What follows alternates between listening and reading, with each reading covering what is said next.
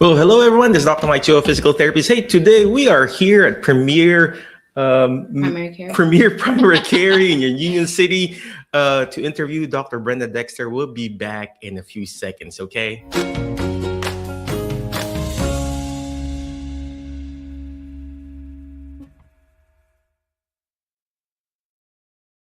All right, we are back here. If you were watching live, comment live, watching the replay, comment replay. Hey, I'm here with Dr. Brenda Dexter. She's an amazing nurse practitioner here. We've been getting all the referrals from her from Paris and here in Union City. And then I said, I need to give back, to her, and interview her and ask her who she is, what does she do. So, Miss Brenda, could you please tell us again who you are, what you do, and what are you doing here in Union City? I have a long history. I've been in the medical field since I was 16. I started as a CNA. Wow. And then I worked my way up to, and I did phlebotomy. And then I had a kidney transplant in 2000. Mm-hmm. And 3 months later, I started nursing school, and I've been going ever since. So you really went, from being a CNA. So that is really from... I went from the bottom up, and I loved it. And that's Wow. why I can appreciate and I can empathize instead of sympathize with patients. Mm-hmm. Because I've been there. I've been on the side of a patient and the side of a provider. And that's what people want. They just want somebody who's going to talk to them, Yeah. listen to them, and understand and really care about their healthcare needs. Mm-hmm. So You mentioned about the kidney transplant. Mm-hmm. So tell me, how did that happen? I had a condition called reflux. It's a normal condition sometimes in children that can be corrected with, they say, antibiotics or surgical procedures. Mm-hmm. That was not afforded to me at the time. My parents were in the military, and they just rejected the surgery. So you were a military brat? I was, yes. And then when my parents divorced, I've lived several places. My mother's from North Dakota. My father's from Texas. So I've lived Texas, California, San Diego, San Francisco, Michigan, North Dakota. And now I've been here since 94, though. So when I married and raised my children, I settled here. Wow. Well, here in Northwest Tennessee, for those people who are watching, we're here in Northwest Tennessee. Right now, we are here in Union City, Tennessee. So she traveled all over North Dakota, Texas, and now here and being in the military, and then being from CNA, and then having, transplant. So tell me your journey about that transplant. I mean, is it both kidneys or? No. So kidney transplant aren't like what you think. Mm-hmm. They don't take out your old kidneys. Mm-hmm. They actually take and put them in the front. Mm-hmm. And hook it to your iliac artery. And so my sister was my donor in 2000. Okay. And my kidney lasted me for 20 years. Mm-hmm. And about 4 years ago, August of this year will be 4 years, I got another transplant because my mom passed away in 19. And that same year, my kidneys stopped working, and I had to go on dialysis. And I did home dialysis for 4 years. But I was lucky because I was able to practice and see my patients. And there's just wonderful opportunities out there. And so patients don't realize that there's lots of things you can do at home when you have kidney failure. And that's one of my biggest passions is I try to make sure their hypertension and diabetes is controlled because they don't realize. You think when you're young that that's not going to affect you, but it's true. Mm-hmm. When you start to get a little older, now mine was from a reflux disease, which was a congenital disease. I didn't have diabetes or hypertension, but Unknown caller. I'm sorry, I didn't my phone. Could you also check our Jerry Have page if we're live there too? So no, we're fine. So we are live. So that happens all the time. So now you had the kidney transplant and everything, and so you feel our patients. You know and feel, okay, this is what you're feeling, this is what you're experiencing, and in firsthand, like what you said, you can empathize, and at the same time, just not just sympathize, but really empathize with them. So let's talk about I keep on harping about the kidney transplant and everything, but how can we prevent this? I know it could be genetics and everything, but young people, they drink, they have, like me, I'm older, I got hypertension. Is that a cause of, a possible kidney failure? Well, people don't understand there's a lot of factors to kidney disease, especially, men think they're very invincible. One of the biggest things that leads to kidney Why are disease. you looking at me when you say invincible? Well, because men don't like to go to the doctor. Uh-huh. But then they also like to, some men work very hard and they do construction and then I get them at 60 years old and then they're like, I've never been sick a day in my life. And I'm like, how many times have you been dehydrated? Because dehydration leads to kidney damage. Oh, it does. Yeah. Nobody educates them on this. And my biggest thing is when you're working outside, stay hydrated.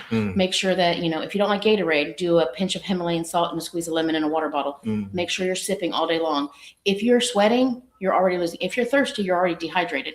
You have to keep, and it's sipping all day long. That's With true. our elderly people, don't tell them water, water, water. Yes, Mhm. elderly people need water, but they don't realize when people you have to take their age into consideration, because as they get older and they're drinking water, they're depleting their sodium and potassium. So Mhm. you say, Mama, I need you to drink water, but I need you to drink 1 Gatorade a day. There you go. So that they know that they're getting their electrolyte replacement. Electrolytes. Everything with patients is about education. I can give you medicine all day, but unless you understand the reason why I'm doing something, you're not going to listen to me. But if I make it make sense to you, and I say, you do whatever you want, but this is what I'm saying, then you're more likely to listen to me. I say, I want to see you in 3 months. And 9 times out of 10, I can get you to come back in 3 months. There you go. And 9 times out of 10, when you get your labs, and I can show you, look how good you did. Look, I'm like, and I can go, you didn't drink before you came, did you? That's true. And they're like, and I'm like, I'll put an A on their thing, or I put a D on one before. I'm you like, grade them, huh? no, well, just sometimes, especially my Yeah. hard-headed men are the worst. Mhm. Some of my women, it depends. And when I have to have serious conversations with them, sometimes I'll just sit down and say, look, I know you don't like being a diabetic, and you're tired of it. Mhm. I understand that, but do you want to live a comfortable and enjoyable life for the rest of your life, or do you want to keep being tired, fatigued, miserable? So you choose. I can tell you the right ways to do it, and if you do that, fine. If you don't, I can't change it. I believe in being proactive instead of reactive. Proactive means we're going to prevent it, Yeah. but when you're reactive, okay, now you've had a heart attack, you've come into me, you've never wanted to take a statin, you didn't want to take blood pressure medicine because you're fine, but now you're on 80 of atorvastatin, you're on metoprolol, you're dizzy and falling around, you can't keep your balance, you don't feel good. Well, then you don't know what's wrong. It's because your body worked so hard for so long that it's decompensated, and now we're having to go back and fix everything. But if you would listen to me and I put you on Crestor 10 a little bit, and you took the blood pressure medicine, and you come back in 3 months and you tell me, oh, this medicine, oh, it's too much. I'm like, take half of it or take it every other day. There's no reason saying this is what standard says, but if I can get you to do a little bit, then I'm being more proactive, getting you in your, keeping you healthier and prolonging your life than if I'm being reactive and putting all this stuff on you and you feel like awful. I cannot say better than that. You know, you did very good explaining that. And that's why in Jerry in physical therapy, just yesterday, I went to a patient. The patient was homebound. I went to an assisted living, and not here, but assisted living in Jackson. And the wife said, you know, I wish you were here 5 years ago. The patient was in hospice. We see patients in hospice too. And I said, well, this could have been prevented 5 years ago. You know, we could have started it. You know, the best time to start exercising is now, but the best time is 20 years ago, right? So same thing what Dr. Brenda's talk about, you know, hydration, you know, that's the number one. Easy is the first thing. I always preach this to our patients too, because your brain floats in water, your body is composed of 80% fluid. And if you're not hydrating, you know, I'm sweating right now. And if you're not hydrating, you're losing it. You know, I haven't drank my water, but I've been drinking coffee all day long, and that's a diuretic. And it's dehydrating. And if you're dehydrated, ladies and gentlemen, you know, Your brain can't function. Yeah, your brain can't function. You know, your brain is just like a sponge. You know, you put the sponge air dry. What happens to the sponge? It shrinks. Well, same thing with the brain. If you're dehydrated, guess what? It shrinks. What do we call the shrinking of the brain? Atrophy. Alzheimer's, atrophy, dementia, and same thing with your bladder. You know, if you got urinary tract infection, it means you're not drinking enough water. And this is where Dr. Brenda is talking about. The first thing, the easiest thing that you can do is you hydrate yourself with the right electrolytes. I think we need to talk about this more, right? The hydration, especially for our seniors, because that is the easiest solution to most of our problem. Of course, exercise too, right?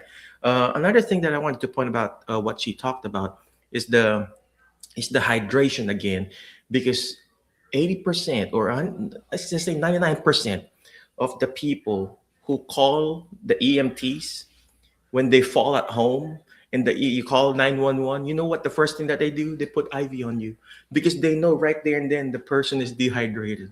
And then you go to Dr. Brenda, oh, I fell, blah, blah, blah, blah. You know, I'm probably just weak. I trip on a rug. No, you were just probably dehydrated. Well, the other thing is as they get older, and if patients are on certain medicines like antidepressants when they're older, their sodium gets low. So that's why I say a lot of older people don't need to, you can't tell your parents, just drink water. That's not the thing. You have to balance them out. You have to make sure, because as they get older, some doctors don't believe in doing blood work. Oh, they're old. They don't need that blood work. Yeah. Oh, we're just going to live their life. but if I don't check their electrolytes and make sure they're staying hydrated, Mm. making sure that their blood counts are staying up, not that because the biggest thing is they don't eat meat, so their protein gets low, so they become anemic, and they don't know why they're fatigued.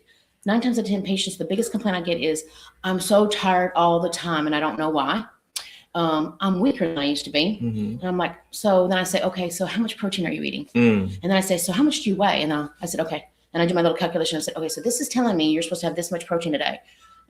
For somebody, it doesn't, you just do it by 0.6 and you multiply it. And then I'm like, okay, this is the amount of, are you getting that much protein? Well, I don't know how to count protein. I said, okay, let's talk about this. Yeah.